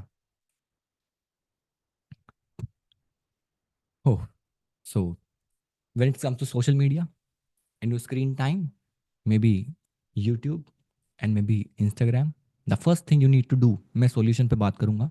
The first thing you need to do is stop getting directed by the algorithm. अब भैया इसको प्रैक्टिकली बताओ. हो, प्रैक्टिकली ये है कि if you are going on YouTube, search करके ढूंढो तुम्हें क्या देखना, देन दो. Don't let algorithm and thumbnails decide कि तुम्हें क्या देखना है. उसके लिए एक एक्सटेंशन है अनहुक नाम का, डेस्कटॉप के लिए, क्रोम के लिए. वो अनहुक का एक्सटेंशन क्या करता है? तुम्हारी स्क्रीन को ब्लैंक कर देता है, और तुम्हारी स्क्रीन पे कुछ नहीं आता एक सर्च बार के अलावा. ना रिकमेंडेशन आती ना कुछ आती. अब तुम सर्च करोगे तो ही कुछ दिखाई देगा. अनहुक. अब क्या करो तुम? डिसाइड. अब एल्गोरिथम, अरे भैया stop doing this to save your life. अब तुम बकवास कूड़ा नहीं देख रहे हो, जस्ट बिकॉज कि उन इंसान ने तुम्हारी साइकोलॉजी क्रैक करके थंबनेल बनाया है. चुन के देखूंगा, जो पढ़ना होगा, जो समझना होगा वो देखूंगा. I will decide. Same with social media. जितने भी तुमने मीम पेज फॉलो कर रखे हैं, unfollow them. Follow people consciously.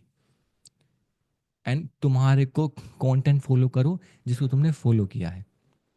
And reel के टैब को तो तुम अपनी लाइफ से इतना दूर कर दो कि तुम वहाँ पे क्लिक ही ना करो। रील के टैब को अपने आप से इतना दूर कर दो कि तुम वहाँ पे क्लिक ही ना करो।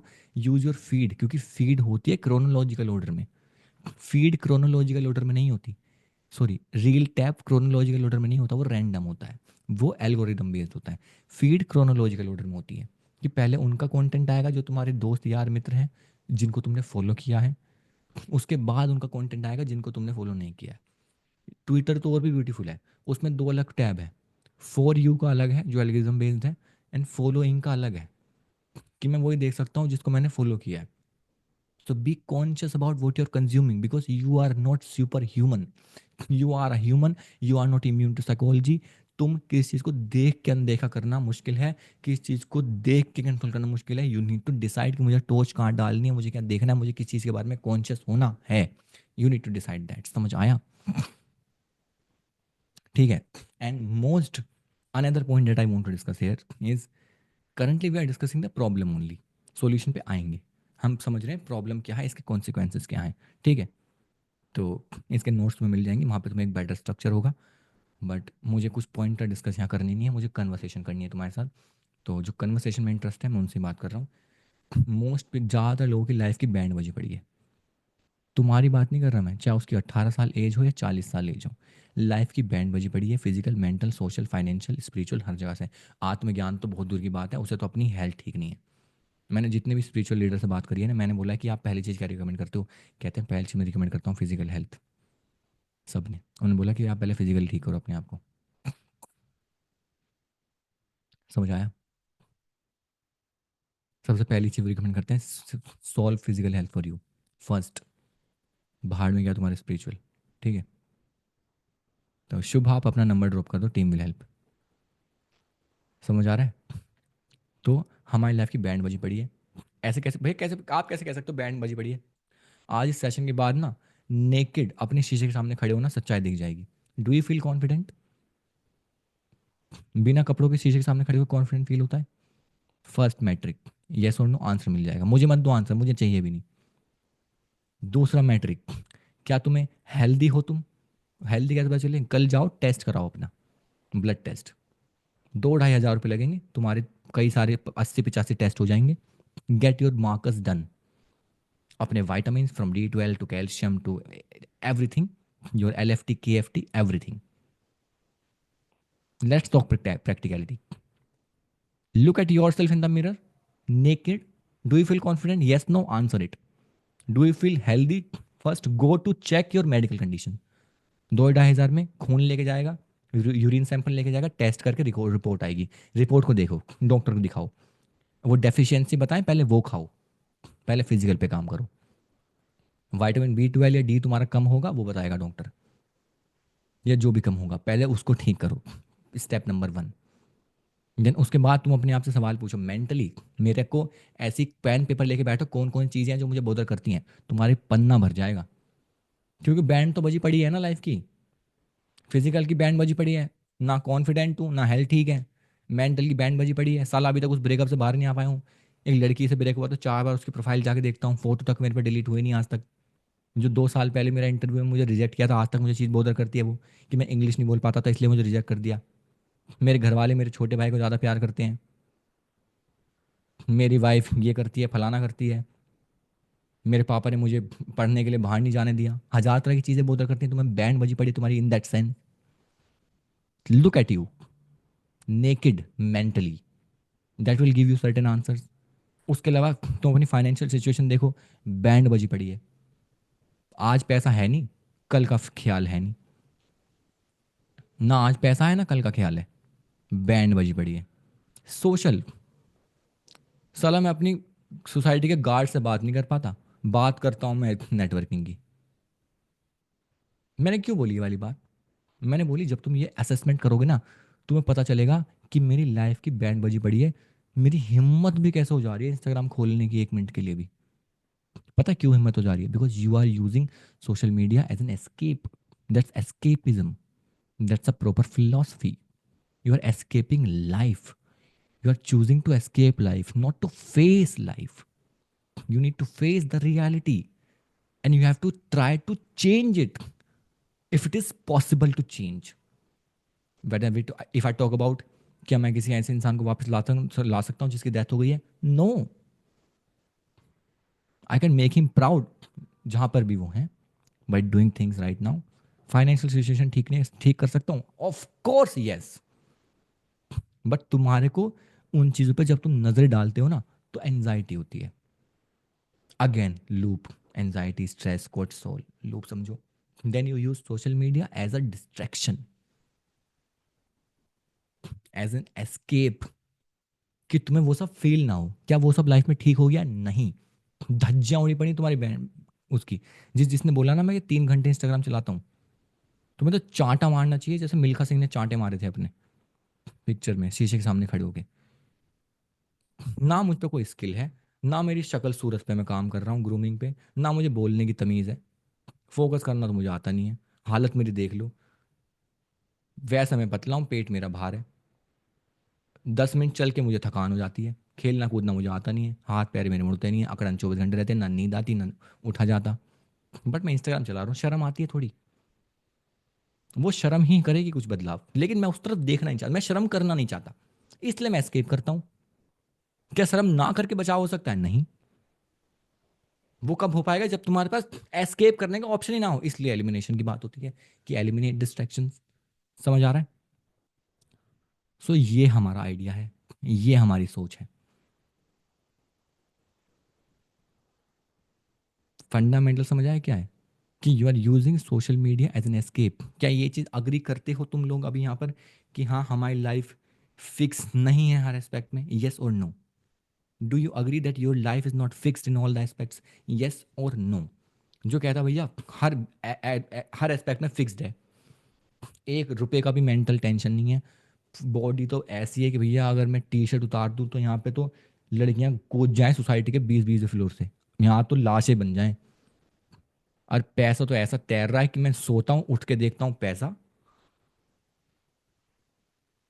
पैसा ही पैसा भैया। सोशल तो ऐसा है कि मेरे दोस्त फ्रेंड सर्कल आप देख लोगे तो आप क्या तो सेलिब्रिटी। अगर ऐसा है तो कोई दिक्कत नहीं है, ठीक है। अगर तुम अग्री करते हो ना तो ये तुम ध्यान रखना, तुम्हारा, अब तुमसे मैं क्वेश्चन पूछता हूँ, तुम्हारा पहला फोकस तुम्हारे दोस्त के भेजे हुए मीम पर रिप्लाई करना होना चाहिए, तुम्हारा पहला फोकस सोशल मीडिया पे इंफॉर्मेशन लेना होना चाहिए, या पहला फोकस अपनी लाइफ को फिक्स करना होना चाहिए? जस्ट तुम मुझे बताओ। डिसाइड फॉर योर सेल्फ, क्या होना चाहिए पहला फोकस? नाउ आंसर मी, क्या तुम वो कर रहे हो?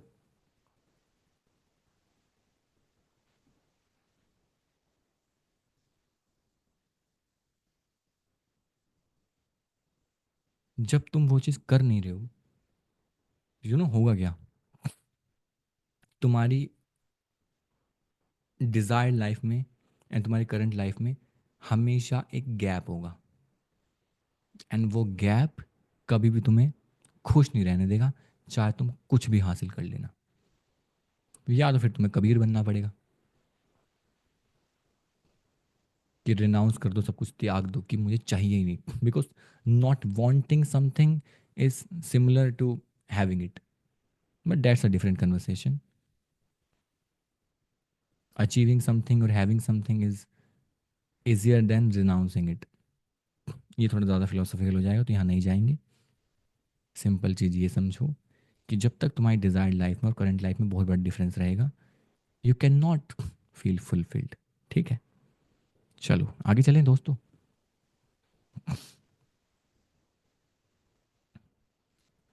हो,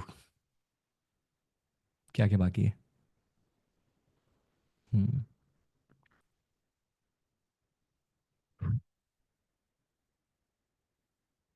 सॉल्यूशन पे चलें? प्रॉब्लम समझ आई? पहले बताओ, प्रॉब्लम समझ आई? What is brain rot? Problem क्या है, कैसे है, क्यों है? उसके कॉन्सिक्वेंसेस समझ आए? पहले मुझे बता दो कि भैया प्रॉब्लम समझ आई, रीज़न समझ आया, कॉन्सिक्वेंसेस समझ आई। प्रॉब्लम क्या है, क्यों है, कॉन्सिक्वेंसेस क्या है? समझ आए यहाँ पे? प्रॉब्लम क्या है, क्यों है, कॉन्सिक्वेंसेस क्या है? समझ आए? Now the last thing is solution, कि भैया मनीष सॉल्यूशन क्या है?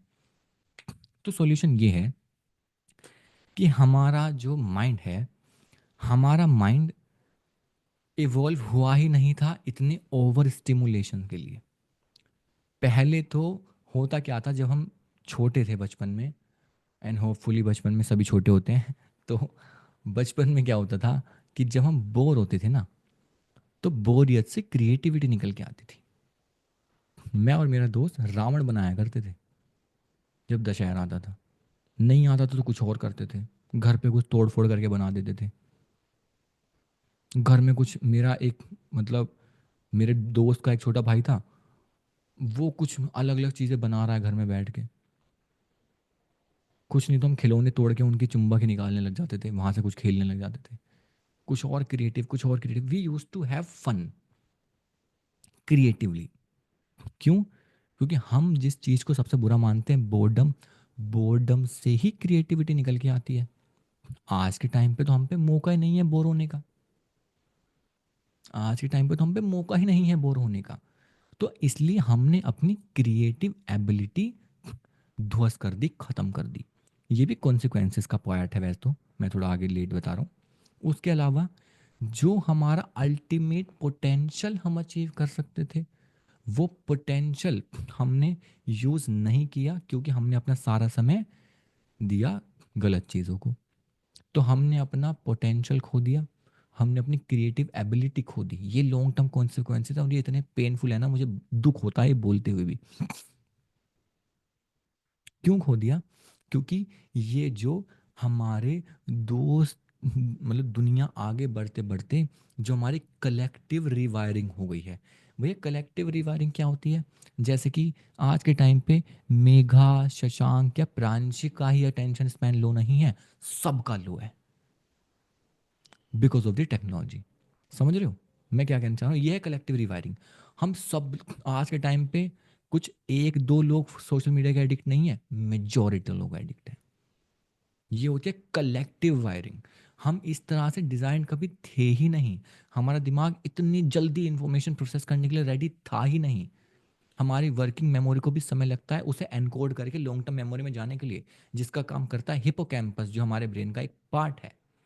Let's not be technical, but इतना समझो, हमारी वर्किंग मेमोरी में जब इंफॉर्मेशन 1000 गुना ज़्यादा आती है, तो कॉग्निटिव लोड की वजह से वो एनकोड होकर लॉन्ग टर्म में जा ही नहीं पाती। इस वजह से मैं तुम्हें एक बात बोलता हूँ, तुमने यूट्यूब पर, यूट्यूब छोड़ो, तुमने मेरे सेशन में जो अच्छी चीज़ें सीखी हैं, शायद तुम्हें बहुत सारी चीज़ें याद ही ना हो।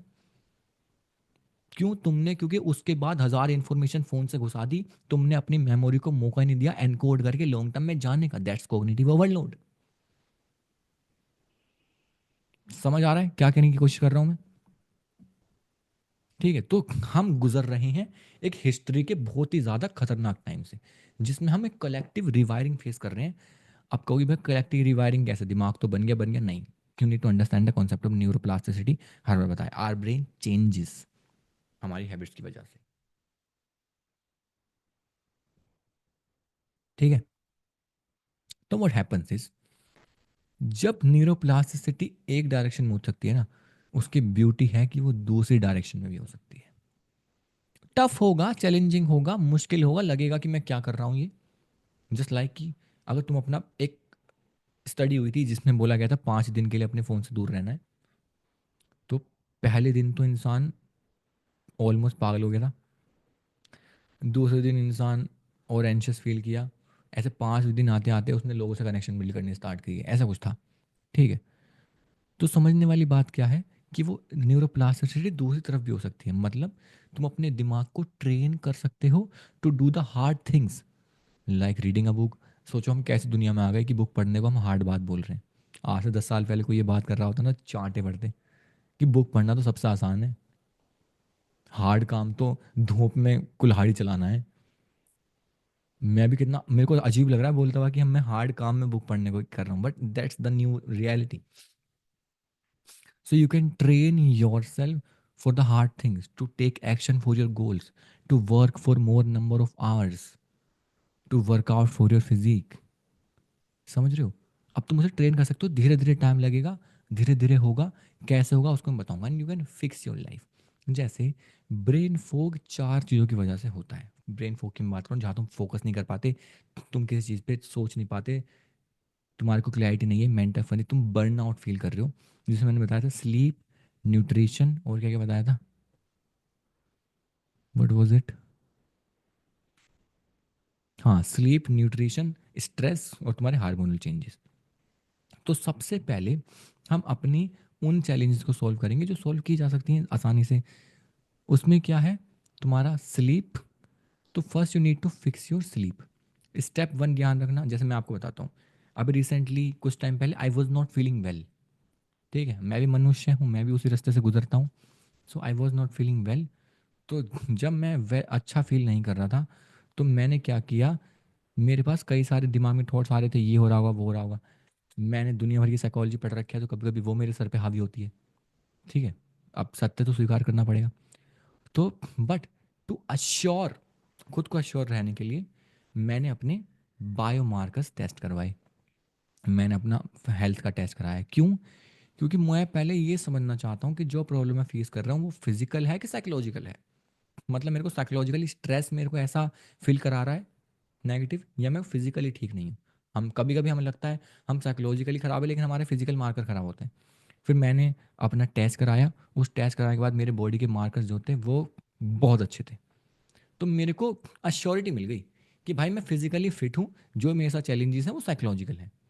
तो सेम मैंने तुम्हें बताया, first you need to get yourself, get your markers done, जो कि मुझे पता है मेजोरिटी लोग नहीं कराएंगे। बट मुझे ना मुझे फ़र्क पड़ता ना किसी और को फ़र्क पड़ता। मेरा कर्तव्य मैं पूरा कर रहा हूँ, तुम्हें एक सही इन्फॉर्मेशन देना। ठीक है, मैं तुम्हारा कोई वो नहीं हूँ कि मैं तुम्हारे को पकड़ के पूछूंगा तुमने बायो मार्कर कराए कि नहीं कराए। ना मैं पूछूंगा, ना कोई और पूछेगा, नहीं कोई स्कूल नहीं है। You are fixing your life. ठीक है, आई एम नॉट समवन की जो पूछेगी बेटा कराया कि नहीं कराया, आई डोंट केयर। ठीक है, सिंपल बात है, ध्यान रखना। मेरा कर्तव्य है तुम्हें सत्य बताना। अब सत्य को कितना स्वीकार तुम करते हो, कितना उसमें अमल करते हो, तुम्हारी मर्जी है। उसके बाद सबसे इंपॉर्टेंट क्या है? Sleep. So you need to fix your sleep. अब स्लीप फिक्स करने के लिए आप इंटरनेट का हेल्प लो या किसी चीज़ की हेल्प लो, बट इतना समझ लो, you need a fix time for sleeping and fix time for waking up. And तुम्हारा जो स्लीप का टाइम होना चाहिए that should be 7 hours minimum. 7 hours से 8 घंटे हो सकता है, and 8 hours is maximum. Minimum मिली में डिसाइड है और मैक्सिमम मिली में डिसाइड है। तो तुम्हारे सोने का टाइम 7 से 8 घंटा होना चाहिए। एंड तुम्हारा आजकल हमें रात को नॉर्मल फील होता है। हमें लगता है यार इतनी जल्दी कौन सोता है यार, अभी तो फ़ोन चलाना है, जो भी करना है। तो मेरे पास कुछ प्रिंसिपल हैं कि भैया अपना 1 घंटे से पहले, जब तुम एक हमारा नाइट टाइम रूटीन होता है, सो बिल्ड आ नाइट टाइम रूटीन। जैसे मेरा एक हैबिट्स वाला एप्लीकेशन है। मेरे हैबिट्स वाले एप्लीकेशन में क्या है ना, एक यहाँ पे ऑप्शन है नाइट टाइम रूटीन का, मैंने डाला हुआ है। मतलब कि वाइंड डाउन रूटीन कहते हैं इसे। कि जो भी तुम अपना स्किन केयर करते हो, या फिर तुम अपने सप्लीमेंट लेते हो, या तुम अपनी किताब पढ़ते हो, या तुम्हारी जर्नलिंग करते हो, कि मैंने 45 मिनट्स रख लिया भैया कि मेरा नाइट टाइम रूटीन है। इस 45 मिनट्स में मैं स्क्रीन से दूर रहूँगा, एंड इसमें मैं वाइंड डाउन हो रहा हूँ, इसके बाद मैं स्लीप करूँगा। तो you should have a night time routine that will help you sleep faster. तो उसके बाद मॉर्निंग में there should be a time, जिस टाइम पे तुम उठते हो, वो कोई भी टाइम हो सकता है, but that should be fixed. It could B 5, 6, 7, 8, 9, कुछ भी हो सकता है, but it should be fix. मेरे से रिकमेंडेशन लोगे तो मैं यही कहूँगा, वेकअप बिफोर 8 AM। 8 AM से पहले से उठना है जब तुम कुछ भी करो। तो ये तुम्हारा रूल होना चाहिए। मैं ये नहीं कह रहा 5 बजे उठो वो करो, तो अपना पहले स्लीप फिक्स करो। स्लीप के बाद है तुम्हारे hormonal changes. For that you need to introduce physical activities. Physical activities में इट कुड बी 1 घंटे की walk, it could be running, it could be working out. मुझसे ब्रदर टू ब्रदर रिकमेंडेशन मानोगे तो आई विल से कि start going to gym. But मुझे general solution भी देने पड़ेंगे। तो भाई एटलीस्ट 1 घंटा वॉक डेली करो। वॉक करते हुए पॉडकास्ट सुन लो, वॉक करते हुए कुछ और कर लो, वॉक करते हुए इंट्रोस्पेक्ट कर लो, खुद को समझ लो, बट 1 घंटा तुम्हारा मूवमेंट होना चाहिए। That will get your hormones in order. उसके अलावा फॉर स्ट्रेस, स्ट्रेस के लिए what you can do journaling. That would the most beautiful thing for stress. उसमें तुम अपना इमोशन जर्नलिंग करो, जो कुछ भी करो, यू कैन राइट डाउन, ये सब तुम कर सकते हो स्ट्रेस के लिए। तो उसमें सबसे इंपॉर्टेंट क्या होता है, एक लिमिट के बाहर जब स्ट्रेस आ जाता है ना, कि मैं फिजिकली ठीक हूँ लेकिन मुझे स्ट्रेस है, then you need external help. तो if you can afford, go for counselling. कि आजकल के टाइम पे बहुत सारे काउंसलर्स होते हैं जो 500 रुपये, 600 रुपये, 1000 रुपये में सेशंस होते हैं। या फिर यू नीड एक्सटर्नल सपोर्ट, तो गो फॉर काउंसलिंग एंड थेरेपी। वो दुनिया का सबसे बेस्ट चॉइस है, क्योंकि एक टाइम के बाद एनजाइटी या स्ट्रेस हम खुद हैंडल नहीं कर पाते। एंड हमारे आसपास कोई ऐसा लोग नहीं होता जिनसे बात कर सके। एंड बात करने के नुकसान है, क्योंकि वो इंसान हमें अनसन सजेशन देता है अपने एक्सपीरियंस से। So you can go for professional help, that would be your best decision. तो इसके अलावा हमारा आता है न्यूट्रिशन। न्यूट्रिशन में what you need to do, you need to increase your vitamin intake and you need to increase your protein intake. That is the only thing. तुम्हें अपने diet में से you need to eliminate the junk and you need to introduce protein. अब protein कैसे करें, मैं आपको एक जनरल फॉर्मूला बता देता हूँ। अगर आपका लाइफस्टाइल नॉर्मल है, तो अगर तुम्हारा 60 kg वेट है, तो तुम अपने वेट का 1.5 टाइम्स प्रोटीन कंज्यूम करो। मतलब 60 किलो वेट है, तो तुम्हारी protein intake should B 90 to 100 grams, जो कि तुम में से 95% लोग नहीं कंज्यूम करते होंगे। अगर तुम्हारा हैवी वर्कआउट तुम करते हो, so your protein intake should be 2x your body weight, मतलब around 100 to 120 grams of protein you should take daily. Protein के सोर्सेज कहाँ हैं, पता नहीं मैं ये बातें क्यों बता रहा हूँ जनरल प्रोटीन के सोर्सेज, लेकिन तुम वेज हो, नॉन वेज हो तो अंडे, फिश, चिकन, कुछ भी। एगिटेरियन हो तो अंडे is a very good source of protein. Vegetarian हो तो फिर अपना पनीर, दूध, दही। But you need to introduce protein in your diet, ठीक है। कोई भी चेक कर लेना, चैट जीपीटी से पूछ लेना, इंडियन कॉन्टेक्स्ट में वो बता देगा। ये हमारा हो गया। ये वाली चीज़ करने के बाद तुम्हारा बेसिक्स तुम्हारा सेट है। ये बता रहा हूँ तुम्हें, ब्रेन रोट को सॉल्व करने के लिए बेसिक है। अभी तो स्क्रीन टाइम पे आए नहीं है हम। पहले बताओ, यहाँ तक समझ आया? अभी हमने स्क्रीन की या डिजिटल की उसकी बात नहीं करी। ये बेसिक है। स्लीप, तुम्हारा स्ट्रेस, तुम्हारा न्यूट्रिशन एंड तुम्हारा हार्मोनल चेंजेस। यहाँ तक समझ आया? ये बेसिक है। इसके बाद क्या है? इसके बाद आता है तुम्हारी जो रिवर्स न्यूरोप्लास्टिसिटी की, उसमें तुम जा रहे हो। इसमें सबसे पहला स्टेप है, you need to accept that yes, I am facing this problem. जैसे मैंने एक्सेप्ट किया था कुछ टाइम पहले, जैसे दुनिया का हर इंसान करता, first you need to accept. तुम्हारा कॉग्निटिव डिसोनेंस तुम्हारे बीच में ना आ जाए कि मैं सोशल मीडिया भैया अपडेट रहने के लिए चला रहा हूँ, यूट्यूब लर्निंग के लिए चला रहा हूँ, ये इसलिए चला रहा हूँ, सीख रहा हूँ, फलाना कर रहा हूँ। ये कॉग्निटिव डिसोनेंस तुम्हारे बीच में ना आए कि तुम अपने एक्शंस को जस्टिफाई करने लगो विद एनी सर्टेन रीजन, ठीक है। The first step is to accept, then the second step is environmental design, ठीक है। Give me a moment.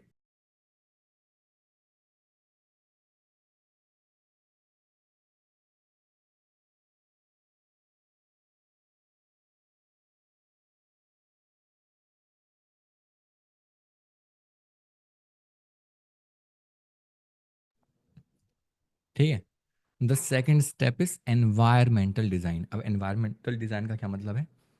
जो भी हमने एनवायरनमेंट की बात की थी, जैसे iOS में होता है फोकस मोड होता है, तुम्हारे फ़ोन में कुछ और होता होगा कि so that you can turn off all your notifications, कि मेरे को कोई नोटिफिकेशन का जैसा स्टिमुलस ना आए। या it could be anything, you should need to design your environment. Environment का मतलब क्या है? जो चीज़ तुम करना चाहते हो वो तुम्हें आसान करनी है। अगर मैं रनिंग करना चाहता हूँ, वर्कआउट करना चाहता हूँ, जो भी करना चाहता हूँ, वर्कआउट करना चाहता हूँ, तो मैं जिम में जाके फीस दे के आऊँ, ताकि एक ऑब्लिगेशन डेवलप हो। इसके अलावा जो भी चीज़ मैं करना चाहता हूँ, अगर मैं राइटिंग करना चाहता हूँ, तो राइटिंग पैड मेरे आसपास होने चाहिए। या मैं अपने मेरे टास्क के अंदर कुछ और एक्टिविटीज़ है तो मेरे आसपास होनी चाहिए। उसके अलावा अगर मैं जो चीज़ नहीं करना चाहता वो टफ होनी चाहिए। अगर तुम्हारे फ़ोन में सोशल मीडिया है, तो तुम्हारा सोशल मीडिया या तो लॉग्ड आउट हो या फिर एप्लीकेशन ना हो, ताकि तुम्हें फ्रिक्शन हो उसको यूज़ करने में। ये चीज़ एनवायरमेंटल डिज़ाइन के लिए सबसे बेहतर बताएंगे जेम्स क्लियर, जिनकी बुक है एटॉमिक हैबिट्स, ठीक है। वो एनवायरमेंटल डिज़ाइन पे बहुत बात करते हैं कि जो चीज़ तुम्हारे को करनी है वो आसान हो करनी, जो चीज़ नहीं करनी वो मुश्किल हो करनी, ठीक है। तो उस एनवायरमेंटल डिज़ाइन पे अगर तुम फोकस करोगे, तो गो फॉर, मैं कुछ चीज़ें रिकमेंड करूँगा एंड में when I introduce the challenge, but understand करो मैं कहना क्या चाह रहा हूँ, अप्रोच समझो। उसके अलावा क्या है? उसके अलावा कुछ सेटिंग्स हैं जिसको कहते हैं हम लिमिटेशंस, बाउंड्रीज या compartments, it could be anything. मतलब you need to set boundaries for yourself. How? अगर तुम इंस्टाग्राम चलाते हो या कुछ और चलाते हो, तो हर मोबाइल फ़ोन में एक ऑप्शन होता है जहाँ पर तुम लिमिट सेट कर सकते हो कि ये वाला एप्लीकेशन तुम्हें कितनी देर चलाना है। तुम उस नोटिफिकेशन को बायपास तो कर दोगे, लेकिन एटलीस्ट वो तुम्हें रिमाइंड कराएगा कि तुमने जो लिमिट सेट की थी उस लिमिट के तुम परे आ चुके हो। ठीक है, so you need to set limitations. जैसे मैंने लिमिट सेट करी हुई है 30 minutes for Twitter, 30 minutes for Instagram, और ये मेरी लिमिट सेट है। तो कभी कभी मैं इस लिमिट को बायपास भी करता हूँ, बट लेकिन मेरे को एटलीस्ट रिमाइंडर आ जाता है। तो you need to set limits for yourself कि तुम किस चीज़ को कितनी देर करोगे। रिमूव मत करो कंप्लीटली, बट लिमिट सेट करो उस चीज़ के लिए। उसके अलावा है सबसे इम्पोर्टेंट, जब हम बात करते हैं लाइफ में आगे बढ़ने की, that is your curiosity. You need to be prepared बोरियत के लिए। तुम्हें बोर होने के लिए प्रिपेयर होना है कि मेरे को तो भैया बोर होना है। अब बोर होने के लिए प्रिपेयर कैसे करें? हमने अपने दिमाग को ओवर स्टिमुलेट करा हुआ है। उस ओवर स्टिमुलेट के बाद हमारा डोपामीन का बेस लाइन ऑलरेडी बढ़ चुका है। तो हमें क्या करना है? हमें अपनी बेस लाइन को नीचे लाना है। वो कैसे करेंगे? जब हम अपने डोपामीन स्पाइक को ख़त्म करेंगे। तो हमारे को वी नीड टू इंट्रोड्यूस जितनी भी बोरिंग चीज़ें हो सकती हैं। अब उसमें बोरिंग चीज़ें क्या हो सकती हैं? वॉकिंग हो सकती है, रीडिंग हो सकती है। एक क्रिस बेली नाम के एक ऑथर हैं, वो तो पता है क्या कहते हैं, वो तो और क्रेजी बंदे हैं, मैंने बात भी करी है। उन्होंने कहा था कि मैंने अपने आप को बोरियत बोर्डम के लिए प्रिपेयर करने के लिए मैं तो आई ट्यून्स के टर्म्स एंड कंडीशन पढ़ने लग जाता था कि मैं अपने दिमाग को स्टिमुलेशन से इतना दूर करूं। अब जो भी तुम करो, क्यों? जब तुम बोर होने के लिए तैयार होगे ना, जब तुम्हारी क्यूरियोसिटी उल्टा बढ़ेगी, क्रिएटिविटी उल्टा बढ़ेगी। और इसके बाद द पॉइंट इज क्यूरियोसिटी। तो तुम बोर हो, तुम एल्गोरिदम के चंगुल में नहीं हो। अब तुम यूट्यूब पर जाते हो तो तुम चुन के देखते हो मुझे क्या देखना है। तुम अपनी क्यूरियोसिटी से देखते हो। जैसे आज मेरे को लगता है कि मुझे देखना है कोई डॉक्यूमेंट्री, तुम्हें सर्च करके देखूं कि मनीष भैया ने कहा था सोशल डायलेमा देखनी है, मैं सर्च करके देखूं। इस बंदे ने रिकमेंड किया था कि ये देखना है, मैं सर्च करके देखूं। आज मुझे कॉस स्पेस के बारे में जानने की क्यूरियोसिटी हो रही है, मैं सर्च करके देखूंगा मुझे क्या जानना है। मेरे को मेरी स्किन पे बहुत ज्यादा पिंपल्स हो रहे हैं, मुझे स्किन केयर के बारे में जानना है, मैं सर्च करके देखूंगा। समझ रहे हो मैं क्या कहना चाह रहा हूँ? You are learning out of curiosity, ना कि algorithm driven. And next, curiosity से अटैच है that is creativity. While being curious start creating something. Humans की हमें जो चीज जानवरों से अलग बनाती है वो हमारी क्रिएटिविटी ही है। You have to create something. Maybe you can start writing, maybe you can start art, maybe you can start creating music, maybe you can start creating blog, maybe you can start creating content, videos. It could be anything, but start creating. Don't be a consumer, start being a creator. Be creative, add value. Once you are curious, अब तुम कहोगे ये कैसे solutions हैं? ये real solution है। वो जो टुच्चे सॉल्यूशन है ना, कि जब तुम अपनी नोटिफिकेशन बंद कर दोगे, हमारे दिमाग का जानवर इतना खतरनाक है कि वो फिर भी एप्लीकेशन खोल के देख लेगा नोटिफिकेशन। वो सॉल्यूशन काम करते हैं, लेकिन जब करते हैं जब तुम्हारे पास उसका बेहतर रिप्लेसमेंट है। कि जिस समय पर मैं इंस्टाग्राम नहीं चलाता मेरे पास क्या चीज़ें अच्छी करने के लिए हैं। So that curiosity and creativity will work for you. And next is you need to build real connections. Go out for gym, for communities, for run, for events, and talk to real people, not on social media, but in reality.